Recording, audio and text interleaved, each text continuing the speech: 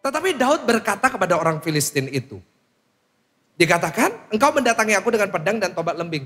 Tapi aku mendatangi engkau dengan nama Tuhan semesta alam. Allah segala barisan Israel yang kau tantang itu. Hari ini juga Tuhan akan menyerahkan engkau ke dalam tanganku. Aku akan mengalahkan engkau dan memenggal kepala dari tubuhmu. Hari ini juga. Aku akan memberikan mayatmu dan mayat tentara orang Filistin kepada burung-burung di udara. Dan kepada binatang-binatang liar. Baca lanjutannya dengan saya. 1, 2, 3 apa? Supaya bahwa Israel mempunyai apa? Allah. Ayat 47. Dan supaya segenap jemaah ini tahu bahwa Tuhan menyelamatkan bukan dengan pedang dan bukan dengan lembing. Sebab di tangan Tuhanlah pertempuran. Dan ia pun menyerahkan kamu, apa Bapak Ibu? Dalam tangan kamu. Di sini kita lihat Daud ngelawan Goliat. Gak imbang. Daud itu agak pendek. Goliat tadi kita udah bahas 3,5 meter. 2 kali lipat. Saudara tahu itu sebenarnya misi bunuh diri kan? Kenapa? Karena saudara pernah gak hadepin orang yang 2 kali ukuran saudara? Gak pernah kan? Nah saya baru ngalamin kemarin. Nah jadi ceritanya itu sederhana. Saya kan kemarin baru dari Bali. Nah saya ke Bali karena pemberkatan nikah. Jadi kalau saudara ketemu saya di Bali, itu saya pemberkatan nikah. Bukan healing Bapak Ibu Saudara ya. Bukan healing. Nah saya berkati nikah, saya setiap minggu ini. Nanti Sabtu besok saya berangkat lagi untuk memberkati. Nah kemarin ada kesempatan karena flightnya penuh. Saya harus berangkat 1 hari sebelumnya. Jadi 1 hari itu saya free. Saya gak ada meeting, saya gak ada apa-apa. Nah saya berangkat dengan istri saya. Nah akhirnya saya ini kan gak pernah ada berhentinya. Saya olahraga, saya ini. Jadi badan saya ini kaku semuanya. Dan istri saya itu bilang, kok kita kan udah capek ya. Mau gak pijet? Nah saya ini orangnya anti pijet. Saya gak suka badan saya disentuh-sentuh. Ya kan? Nah tapi karena istri saya yang ngajak, masa saya biarin dia sendiri? Ya udah. Demi istri saya dipijat. Nah saya datang ke salah satu tempat pijat. Saya gak di endorse jadi saya gak sebut namanya.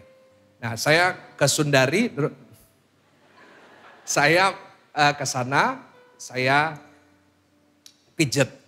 Nah waktu masuk ditawarin mau paket apa, kita pilih paket ini, lalu akhirnya saya dikasih kertas, disuruh milih. Nama ini disuruh milih, mau pakai minyaknya, baunya apa. Lalu di bawah ada satu pilihan. Yang suka pijat tahu ya, kekuatan pijatnya ya. Nah, soft, light, medium, strong. Nah, saya gengsi, strong. Saya pikir strong, nge-gym kan badan saya strong aman. Nah, lalu saya pilih, orangnya bilang, oh strong, yes strong. Nah, lalu dia bilang, oh karena strong, boleh nggak kalau laki-laki aja yang mijet? Saya bilang, oh jangan, kan saya satu kamar dengan istri saya, nanti nggak enak kalau ada laki. Perempuan aja, loh tapi minta strong Pak, iya. Bentar saya carikan Pak. Nah, akhirnya lama, saya pikir kenapa lama banget. Akhirnya datanglah terapisnya. Istri saya dipijat sama yang biasa ukurannya. Yang mijet saya, Goliat Bapak Ibu Saudara. 2 kali lipat saya. Saya nggak pernah ketemu wanita sebesar itu. Dia bilang, Bapak strong ya Pak. Oh haleluya. Saya bilang dalam nama Yesus Tuhan ampuni saya. Karena gengsi Bapak Ibu Saudara. Bener Pak Bu, gede banget. Dan strong banget. Saya sampai bilang, sorry ya, saya gak mau strong. Saya light aja. Karena saya takut kalau strong saya gak khotbah hari ini Bapak Ibu Saudara. Nah itu cuma intermezzo aja ya Saudara ya. Nah saya bisa bayangin yang namanya Daud ngadepin Goliat. Mirip-mirip saya ketemu sama terapisnya itu Saudara. Misi bunuh diri. Dead. Dan mati pasti. Memang ada rewardnya. Rewardnya apa kalau ngalahin Goliat? Gak bayar pajak, gak perlu lapor SPT. Beli apapun gak kena pajak. Gak ada pajak progresif, gak ada. Itu Daud. Dan menikah sama anaknya raja. Tapi gak ada yang berani. Kenapa? Udah tahu pasti mati. Termasuk Daud, udah tahu pasti mati. Tapi dia berangkat, dia lawan. Kenapa tujuannya? Tadi kita udah baca. Yang pertama di ayat 46, supaya agar semua orang tahu Israel punya Allah yang kuat. Dan yang kedua di ayat 47, agar semua tentara ini yang ketakutan tahu, yang nyelamatin itu bukan pedangmu, yang nyelamatin itu Tuhan. Boleh katakan amin? Jadi dia berangkat. Gak punya motivasi untuk dapat hadiah. Gak punya motivasi untuk dia berangkat supaya terkenal. Gak ada satupun. Tapi dia motivasinya cuma satu. Yaitu dia ingin nama Tuhan dipermuliakan. Boleh katakan amin. Nah di situ kasih tepuk tangan yang paling meriah. Thank you so much. Thank you. Kasih tepuk tangan. Nah gini. Kualitas yang kedua yang saya pelajari dari Daud. Kenapa dia dipertemukan dengan Goliat?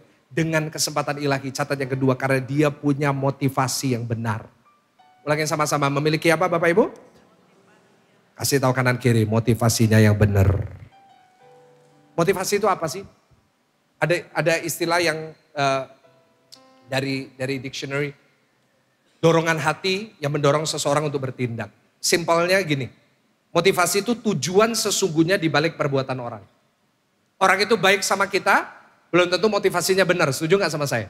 Kadang-kadang orang baik sama kita cerewet, aduh gimana kabarnya, aduh kelihatan cantik, aduh kelihatan awet muda. Akhirnya ujung-ujungnya utang. Ya, kita gak tahu motivasinya orang. Kita bisa bohongin manusia loh sama perbuatan kita. Kita bisa bohong, kita bisa ditipu sama orang dengan motivasinya. Tapi kita gak bisa bohongin Tuhan, ada amin? Hati-hati.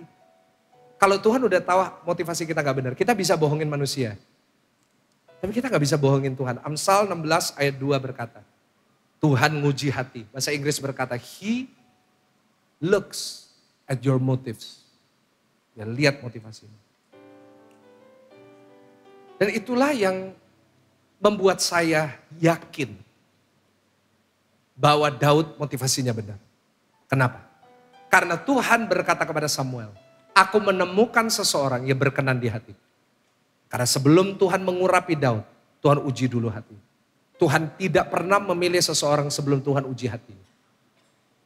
Daud gak punya tujuan lain. Motivasinya benar. Nama Tuhan dipermuliakan. Coba periksa hatimu hari ini. Bener gak? Motivasi mau sukses mau kaya apa? Supaya bisa pamer sama orang yang dulu bully saudara. Saudara mau sukses kenapa? Mau membuktikan diri sama orang yang dulu meremehkan. Membuktikan diri sama mertua yang dulu merendahkan yang gak menyetujui saudara. Kau mau berhasil supaya membuktikan diri sama orang tua. Yang akhirnya nanti engkau bisa nginjak orang tua. Kalau Tuhan lihat motivasi itu sedikit pun nanti Tuhan akan tolak saudara. Bahkan jawaban doa juga dipengaruhi sama motivasi loh. Ayatnya di mana? Coba buka Yakobus 4 ayat 3.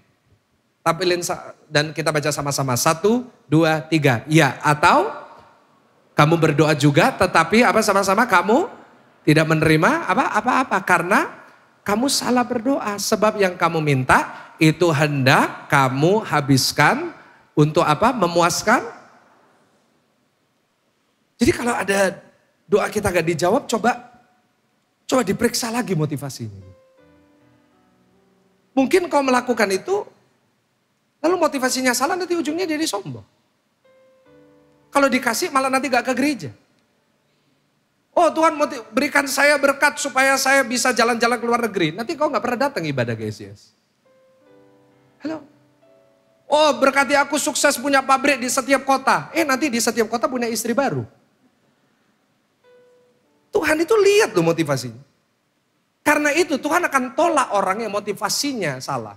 Meskipun kriterianya tepat. Tuhan tolak Saul, kenapa? Saul kriterianya paling tepat. Tapi Tuhan tolak motivasinya salah. Eliab, kokonya Daud nomor 1. Tinggi, besar, pahlawan, tentara. Mestinya dia yang jadi raja. Samuel aja waktu datang ke rumahnya Isai bilang ini orangnya. Kriterianya modalnya boleh ada. Tapi kalau Tuhan lihat motivasinya gak benar pasti diberhentiin. Pasti ditolak. Tapi kalau Tuhan lihat ada orang motivasinya benar. Mempermuliakan nama Tuhan. Dia ingin menyenangkan keluarganya. Dia ingin jadi berkat. Apa yang terjadi? Orang itu boleh gak punya modal. Orang itu boleh gak memenuhi kriteria. Tetapi Tuhan punya cara untuk mengangkat dengan caranya yang ajaib. Boleh katakan amin Bapak Ibu Saudara. Daud itu siapa? Daud itu kemerah-merahan pendek. Gembala anak bungsu. Gak pernah perang. Gak pernah ngapa-ngapain. Tapi Tuhan pilih. Gak punya modal. Tuhan pilih. Tuhan angkat. Karena hatinya benar. Hari ini orang pilihan Tuhan harus punya motivasi ini. 3. Yang pertama, nama Tuhan dipermuliakan. Ada amin? Kalau usahamu diberkati, nama Tuhan atau namamu yang dipermuliakan. Kalau gereja ini diberkati, nama Tuhan atau nama Michael yang dipermuliakan. Saya selalu menjauhkan, jangan sampai nama Michael yang dipermuliakan. Nah, hanya nama Tuhan. Hanya harus nama Tuhan. Yang kedua, hati Tuhan disenangkan. Apapun yang aku lakukan, hati Tuhan harus senang. Boleh katakan amin. Yang ketiga, motivasinya harus apa? Hidupku harus jadi berkat. Kalau kita nggak punya tiga ini, bahaya kalau kita diberkati. Nanti kita yang mencuri kemuliaannya Tuhan. Lihat, ini gara-gara aku hebat loh, aku rajin. Wah, kalau nggak ada aku, di mana nih semua? Gimana semua? Oh. Kalau kita nyenengin hati manusia, aduh. Nanti perbuatan-perbuatan kita selalu bukan untuk demi Tuhan, tapi demi manusia. Kalau Tuhan lihat kita nggak mau jadi berkat, nanti kita makin kaya, nanti jadi makin pelit. Ada loh, orang makin, jangan pikir orang wah kaya terus murah hati. Enggak, banyak yang pelit di GCS gak ada guys. Tapi ada kan? Makin sukses loh, makin gak jadi berkat hidupnya, gak pernah ada dampak apa-apa buat orang sekitarnya. Malah dibenci sama orang-orang di sekitarnya. Karena itu Tuhan lihat hati kita hari ini.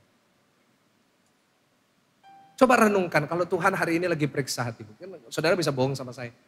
Kalau Tuhan lihat, Tuhan nemukan apa? Apa motivasi? Pastikan motivasi kita benar, ya mau katakan amin. Kalau motivasi kita udah benar, tandanya itu 3. Yang pertama, kita gak nuntut balasan. Oh, kita boleh baik sama orang, terus orang gak balas, it's okay. Gak disapa sama orang juga gak apa-apa. Halo, ada beberapa jemaat keluar dari GSJS alasannya apa? Waktu Pastor Michael salaman sama saya buang muka. Jadi sekarang saya kalau salaman sama orang, saya pentalengin mukanya. Oh Pak, saya gak dianggap di gereja ini. Saya ini gembala, saya gak disapa, it's okay. Saya jalan di luar, ada yang gak sapa saya, gak ada yang it's okay. Kenapa saya gak nuntut balasan dari orang? Saya khotbah, saya gak nuntut balasan. Saudara mau dengerin, gak dengerin, it's okay. Saya udah persiapan dari mana sampai jam 2. Pesawat saya tiba-tiba kemarin waktu berangkat dari Bali mati pesawat saya. Listriknya mati pesawatnya, saya hampir gak ada. Tapi puji Tuhan saya sampai itu di Surabaya. Makanya kalau naik pesawat ketemu sama saya pasti aman. Ada wanita. Saya tadi pagi sampai jam 2, tadi pagi saya udah bangun. Saya tidur gak sampai 6 jam. Saya udah bersih. Tapi kalau sudah gak mau dengar juga it's okay. Kenapa saya gak nuntut balasan? Karena saya lakukan ini nyenengin Tuhan. Halo. Yang kedua, tidak mengejar pujian manusia. Kita gak dipuji manusia, kita gak dibilangin thank you. It's okay. Kenapa? Tujuan kita buat Tuhan kok. Tujuan kita aku mau jadi berkat, it's okay. Gak harus aku yang terima kemuliaan. Dan yang ketiga, orang kalau motivasinya benar, komentar atau nyinyirnya orang gak mempengaruhi dia. Masa bodoh sama komentarnya orang. Orang itu kadang-kadang bisa komentar apapun juga. Yang penting kita gak usah terpengaruh, yang penting motivasi kita benar. Boleh katakan amin? Contohnya kemarin GCS Pasca, ada yang nyinyir. Wah kenapa kok dibuat semewah itu? Loh, saya tahu motivasi saya. Saya kasih Tuhan harus yang terbaik. Boleh katakan amin?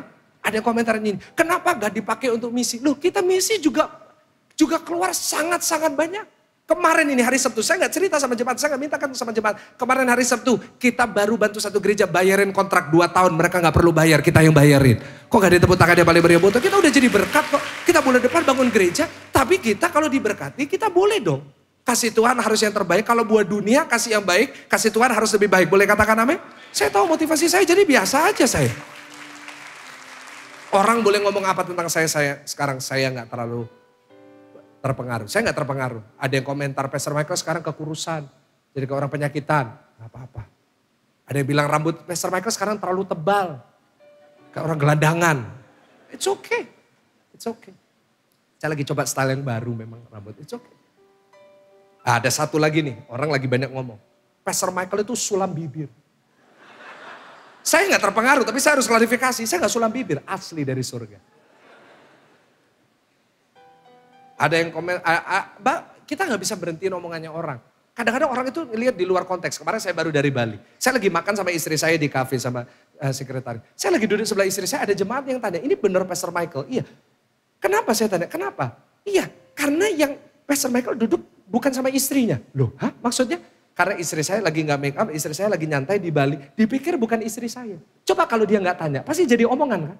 Pastor Michael ke Bali dengan wanita lain. Nah itu.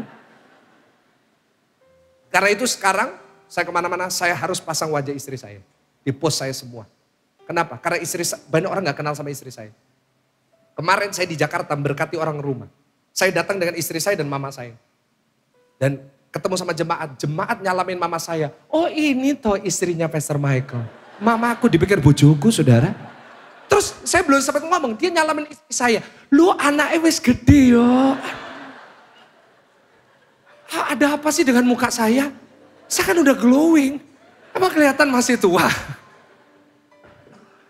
Gini ya, kita nih kalau mau nurutin omongan orang, yang penting itu kita bener. Daud itu diomongin sama semua orang, biarin. Yang penting kita bener, Tuhan yang lihat. Tuhan pasti angkat dan memberkati kita. Kasih tepuk tangan.